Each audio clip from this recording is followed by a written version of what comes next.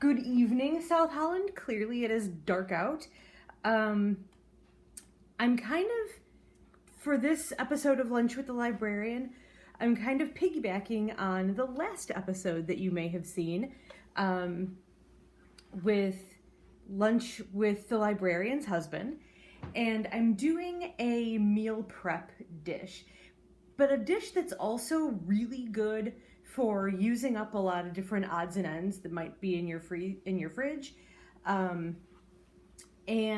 Today I'm making quiche, which is essentially a custard pie. If you've never had quiche before, like custard, like you hear custard like as a sweet kind of like a custard pie or whatever. This is not that. This is savory. And it's kind of one of those dump everything into a pan and cook it sorts of things. So I hope you give this one a shot. Let me show you how it goes and you can make your choices. I've got the oven preheating to 375. And what I'm using for the crust of my quiche is a bought pie crust. This happens to be Pillsbury. In the box are two, they come like this. It's a rolled up pie crust and it ends up, can they see this? Yeah. It ends up looking like that when you roll it out. It's like rolled in on itself. So you thaw it. If you just bought it, it's probably cold, but refrigerator cold and not frozen. Bring it up to room temperature before you use it. Clearly, if it's rolled up like that, you'll have to. It'll be a lot easier to use. Or if you're lazy like me, just buy a pre-made pie crust in a tin. You can do that. Or, I mean, if you're feeling like an overachiever, you can find a recipe for pie crust and use that. But y'all know that I am a lazy, lazy woman. So, doing a bought pie crust quiche. So, these pie crusts are meant to accommodate a 9-inch pie pan, and that's what I've got. This is glass. I floured my countertop just a little bit because this had been frozen for a while and it was really kind of sticky and wet when I unrolled it. And so I just put some flour down so it would, so that it wouldn't do that. And I'm just gonna set it on top of my pie pan, kind of centering the pie pan in it and pushing it down so that it's all like it's pushed into the bottom of the pan. There aren't any big like empty pockets. Gotta get those air bubbles out. You do, or it'll bake up funky. A lot of quiche recipes, if you were to search for them online, would have you put a sheet of parchment paper in the pie pan and then put dried beans, or there's a thing called pie weights, down into the pie crust and bake it a little bit, which is called par baking. They want you to begin the baking process before you put your fillings in a lot of quiche recipes. That technique is actually called blind baking. This one does not do that. It takes your cheese, we're going to put some shredded cheese, and that goes right along the bottom. And it kind of, you know how on a deep dish pizza, it's the crust and then the cheese and then the sauce? Same idea, exact same idea. You need 1.5 cups of shredded cheese. Traditionally, Swiss cheese or Gruyere cheese is what is used in quiche. I got this at Aldi. It's an 8-ounce bag of shredded Gruyere and Swiss. If you don't have that, it's not that big a deal. If you don't really like Swiss cheese but you love cheddar, use that. Or if you've got mozzarella, use that. Or if you've got a couple of different kinds, if you've got pepper jack, whatever you've got, that'd be good. Use what you have. It's just got to be 1.5 cups of shredded cheese. The dog is doing some hard begging. All right. Let me make sure. Yep, that's what I'm doing. All right. So the next thing that I'm going to do is put my fillings into here. So vegetables, meat, that's what I'm talking about when I'm talking about fillings.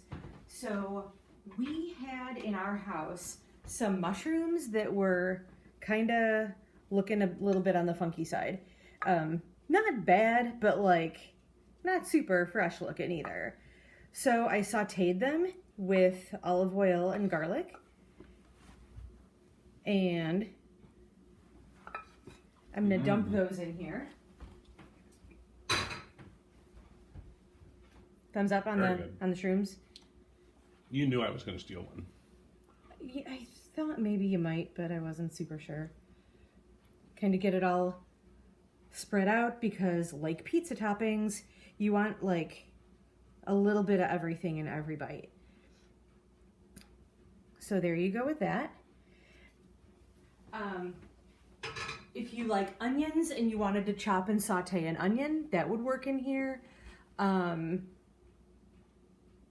Really kind of any leftover vegetables. If you've got, if you wanted to saute some bell pepper with your onion, especially if you're doing like a pepper jack cheese, that might be kind of fun and fancy. Roasted red bell peppers that you can get in a jar at the store. Whatever you like can go in here. Also, now is when you would put in any meat that you were putting in. So if you're doing, and it would have to be cooked first, by the way. With the Swiss cheese, ham is pretty typical. If you like deli ham or leftover like Sunday ham, if you are that kind of person that you have like a turkey or a ham after church on Sunday, bacon would be great in here. Any kind of sausage like breakfast sausage or chorizo or kind of whatever you like. This is Capicola. It's hot capicola that my husband had in his deli drawer, and that's kind of what he wanted in the quiche. This is not a recipe that I'm gonna help with, so I'm making it for him. All right, so I've got my cheese, and then my veg, and then my meat, and then I make my custard. So I'm gonna move this off to the side, and in a bowl, I'm using liquid eggs. If what you have in your house are like proper eggs in the shell, that's cool. If you have proper eggs in the shell, it's 4 of them. If you're using liquid eggs, it's a cup of liquid eggs. So 1 cup of liquid eggs into the pool. Regardless of whether you're using proper eggs or liquid eggs, it's 1.5 cups of milk. You can use milk, you can use half and half. You could use, you don't have to use dairy milk, but I wouldn't use something like rice milk or almond milk. Obviously not vanilla flavored milk alternative, ladies and gentlemen. And soy milk does not work at all. So I might, like, I would super kind of shy away from using non-dairy milk. But any kind of dairy milk, obviously, the thicker the milk that you use, the creamier your custard is going to be. So this is half and half, so it's going to be super rich. You could use 1% milk if that's what you've got at home, or if like you're running out to the gas station to get a chug of milk or something, and they only have like 2%. That works. It's fine. You really used half and half? Huh? You really used half and half? We don't have any other regular milk. I love you, honey. Whatever. Also into the custard, I'm going to throw some salt. And I'm going to throw some pepper.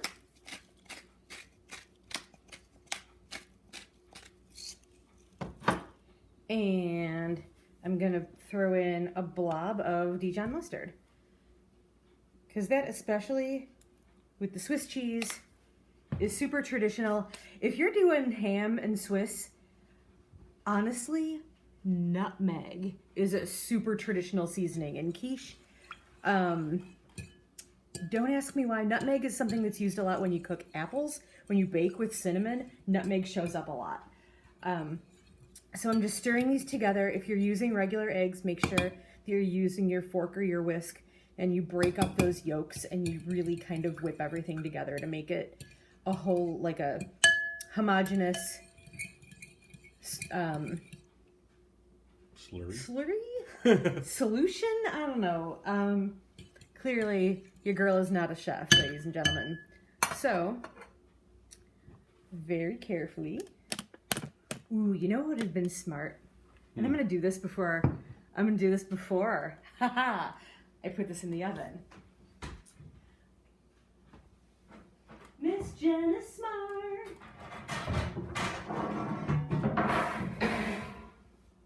Oh, Mr. Jen would have totally destroyed the countertop. So, I'm putting my pie pan on a baking sheet so that when I carry this to the oven, I don't spill my stuff everywhere.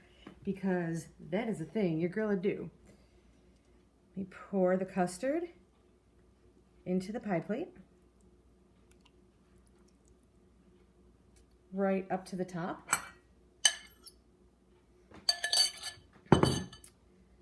And that's kind of how it should look. If you want to, like, sprinkle any extra cheese over the top or whatever, I suppose you could. We didn't. And now this goes into... yes. A lot of chefs right now would take a knife and cut the extra dough off the edge, but I'd like my wife not to do that because I like that little extra bit of crust to go with the quiche. That's real fair. If you were going to do that, the reason that people do that is so that it doesn't burn.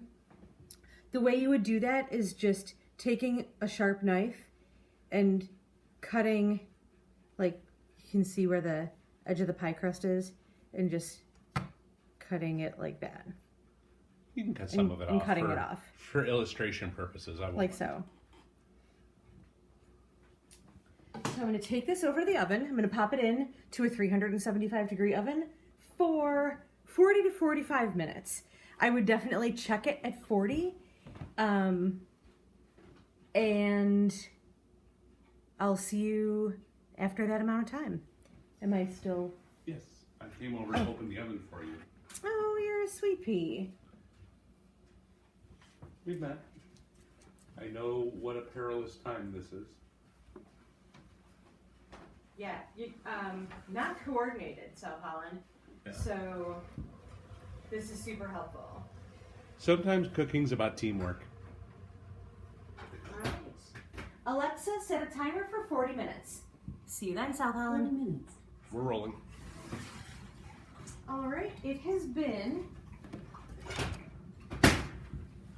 40 minutes, and this is the quiche.